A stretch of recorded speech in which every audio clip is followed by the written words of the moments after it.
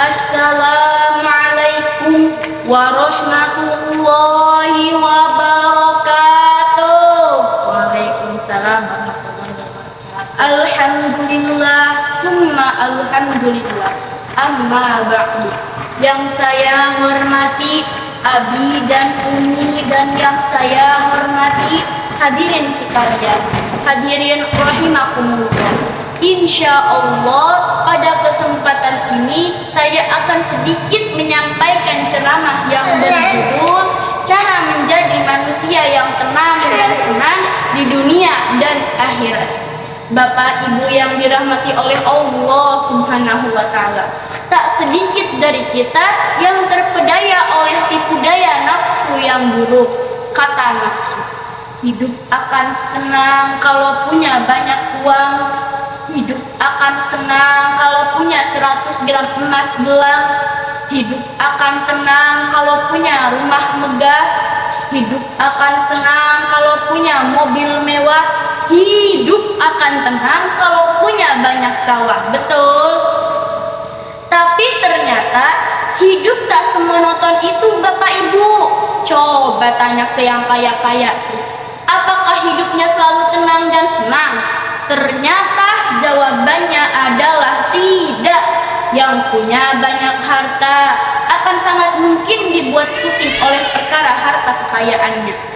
Uang berlimpah, bagaimana cara pengelolaannya?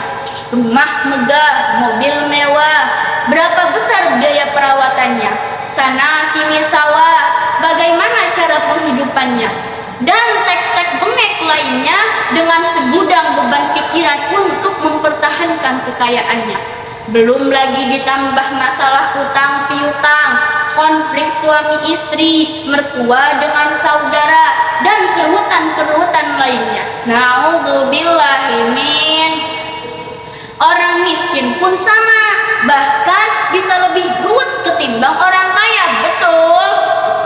Kesedihan, iri hati, dengki, dan kegoncangan-kegoncangan lainnya selalu terjadi dalam jiwanya. Kenapa bisa begitu? Karena sepanjang hidupnya dia selalu mengutuk nasib hidupnya. Na'udzubillahimin. Faktanya hadirin, kaya atau miskin keduanya bukanlah barometer penetapan seseorang. Karena apa? Karena tenang dan senang itu letaknya ada di dalam hati. Maka apabila ingin hidup tenang dan senang, yang harus diupayakan adalah menata hati. Lalu apa yang harus kita tata dalam hati ini hadirin?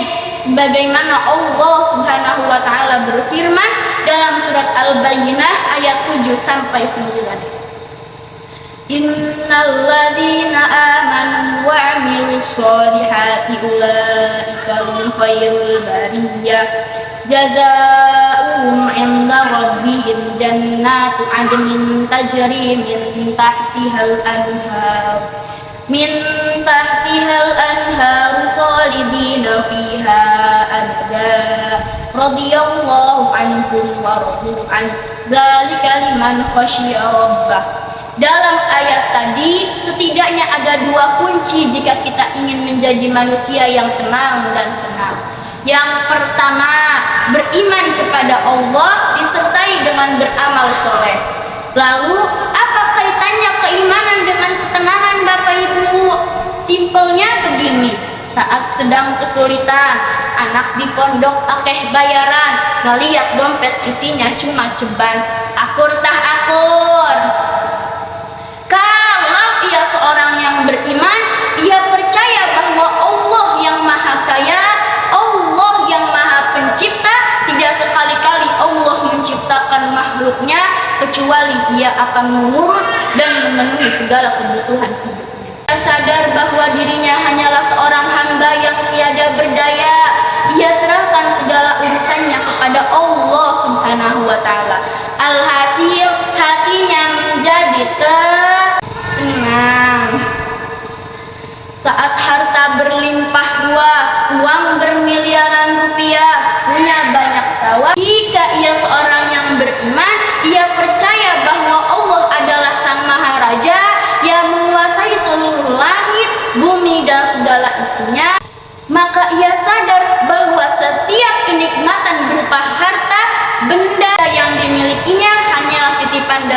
Allah dan semuanya akan kembali kepada Allah. Dia serahkan harta bendanya bahkan dirinya kepada Allah Subhanahu wa taala. Alhasil hatinya menjadi selanjutnya yang kedua adalah kunci hidup senang. Apa itu kunci hidup senang Bapak Ibu? Kuncinya adalah ridho. Apa itu ridho?